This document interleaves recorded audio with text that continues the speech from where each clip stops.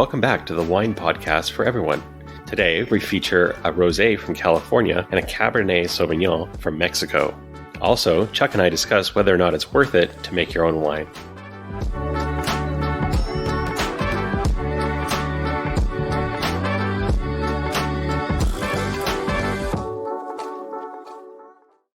So I just poured a glass of bread and butter rosé. It's a dry California rosé. It tastes like strawberry. There's some melon, a little bit of floral. I'm going to give it a go. That was just on the nose. Taste-wise, it tastes a lot like it smells. You get the strawberry, there's some melon, a little bit of light raspberry maybe. There's no oak to this wine. There's no tannins. It's not a sweet rosé. It's very nice sipping on its own. I'm not eating anything with it. No pun intended, sweet spot. It's not. Yeah, it's not terribly dry. It's not puckering my mouth. It's not sweet at all though. It's a nice middle ground that there's a perceived sweetness, I would say. Right, from the melons and the strawberries and stuff, yeah.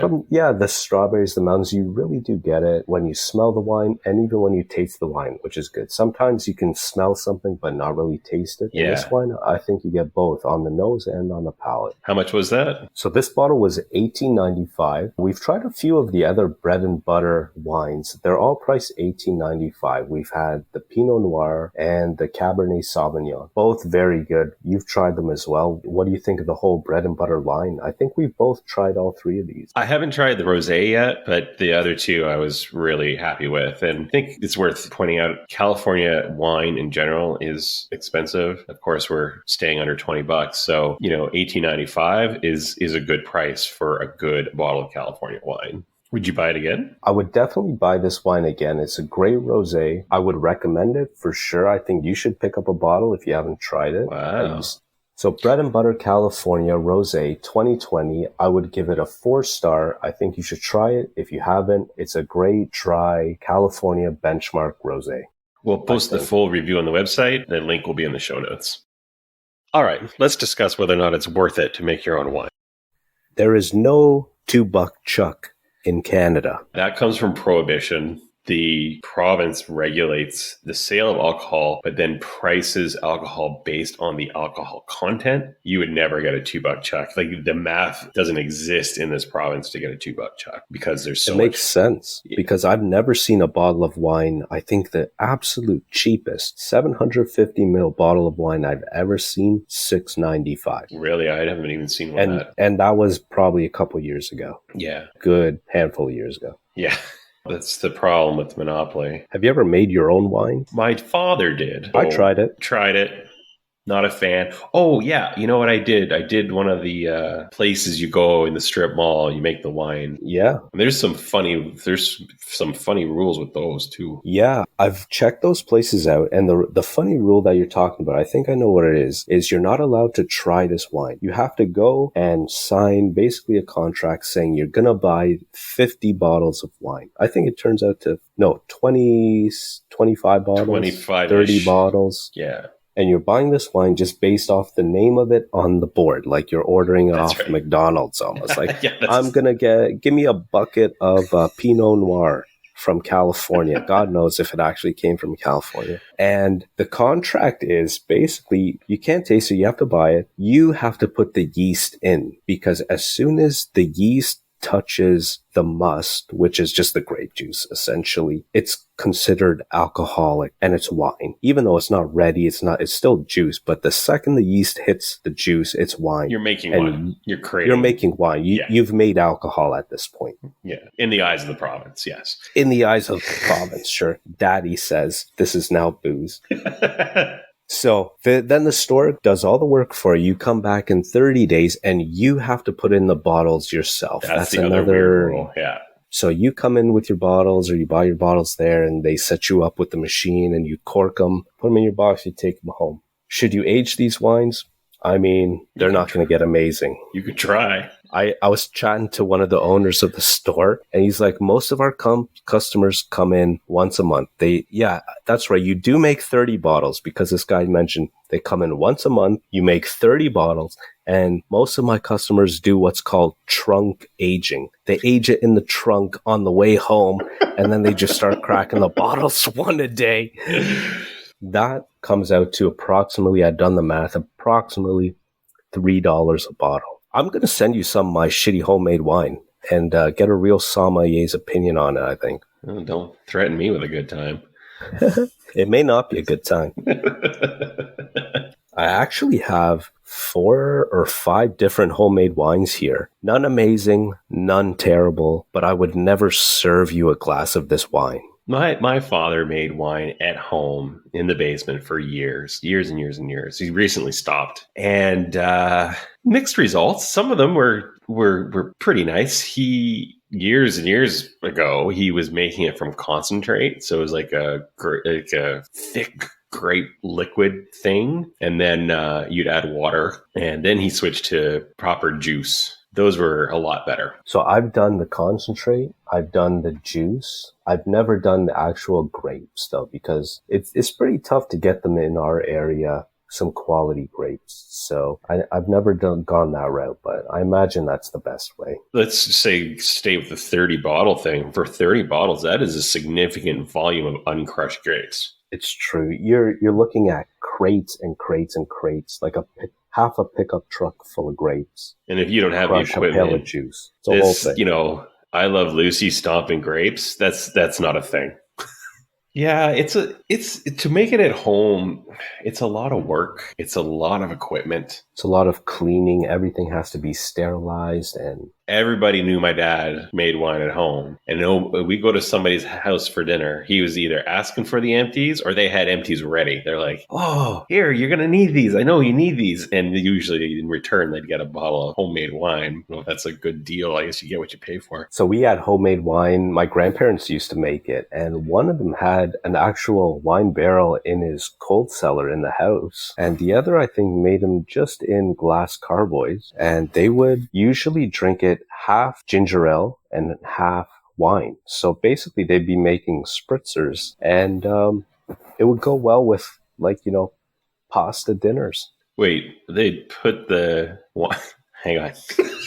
Wine and ginger ale into the carboy or into the bottle? No, in the glass. They would make wine in the barrel or in the glass carboy and make wine as usual. But at the table, they would pour a half a glass of wine and then top it off with ginger ale to just like liven it up and lighten it up a bit, because it was pretty strong. I don't know what they did, but man, I don't even think they used yeast either. Probably just natural fermentation. And it's something, man. You had to cut it with some ginger ale. But that doesn't sound that exciting. I'd try it. I definitely try it. Tastes okay. I liked it. Maybe because I was a kid, I was drinking it young. Don't put that in that I was drinking young as a kid. Oh, we all did. Holidays, you know, we were all given a little inch of wine in a glass. Or was Tuesdays? More than holidays.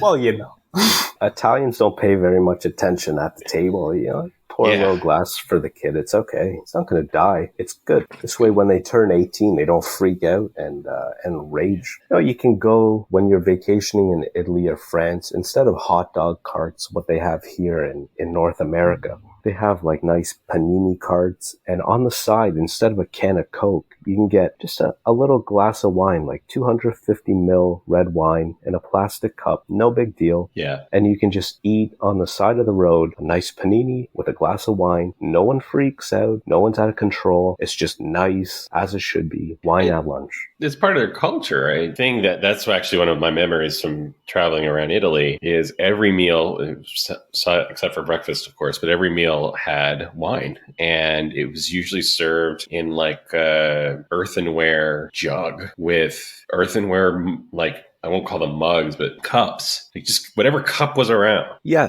at lunch, you're going to get served in Italy a glass of red wine in a cup. It's not a fancy stemmed or thin wine glass. None of this. It's just a little cup because it's so normal and part of the culture. It's just, you get a cup of wine. It was really nice. I like it too. I think we should try to spread the word over here.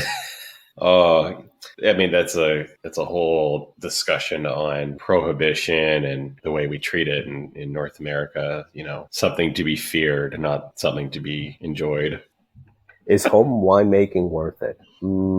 If you drink a lot of wine, it definitely is worth it. Yeah, well, yes. Is it worth it? Is it dollars and cents worth it? Yes. But if you want to try a variety of wine, if you want to have a higher quality of wine, I don't think it's worth it. The thing is, I don't want 30 bottles of the same wine, especially if it's mediocre wine. But even if it's really good wine, I mean, I like a variety. I like opening a bottle and being, I wonder what this is going to taste like. It's part of the adventure, part of the fun of trying new bottles. And you're not going to get that if you have 30 bottles of the same homemade wine. Exactly.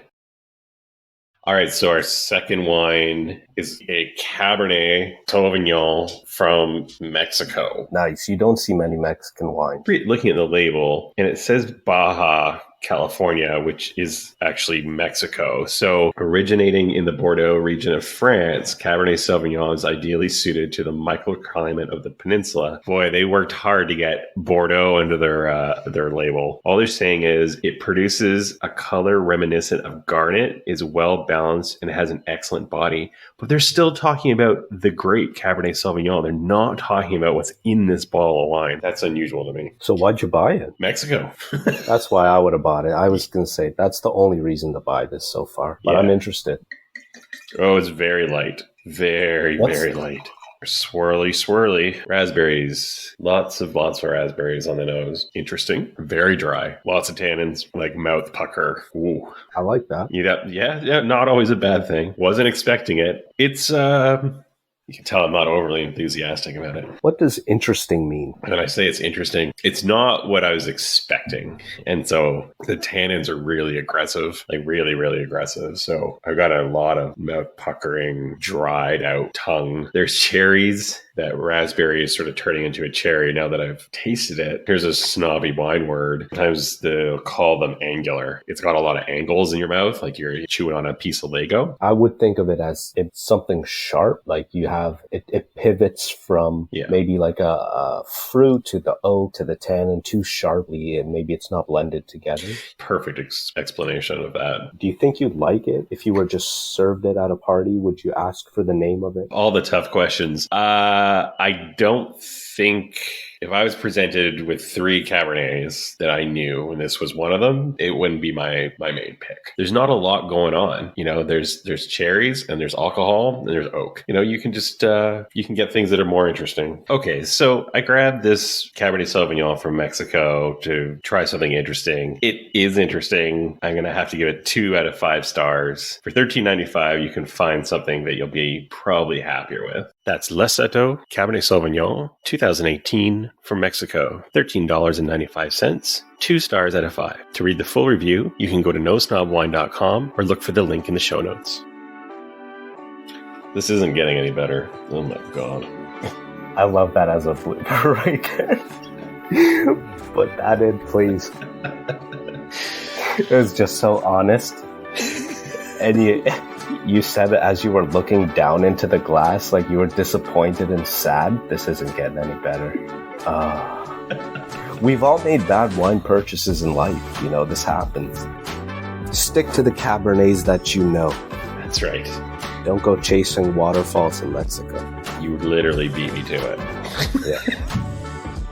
We hope you enjoyed this episode of the Wine Podcast for Everyone. Be sure to rate and review us wherever you get your podcasts, as it helps other people find us. Yeah, tell your friends about the podcast. We know they drink wine too.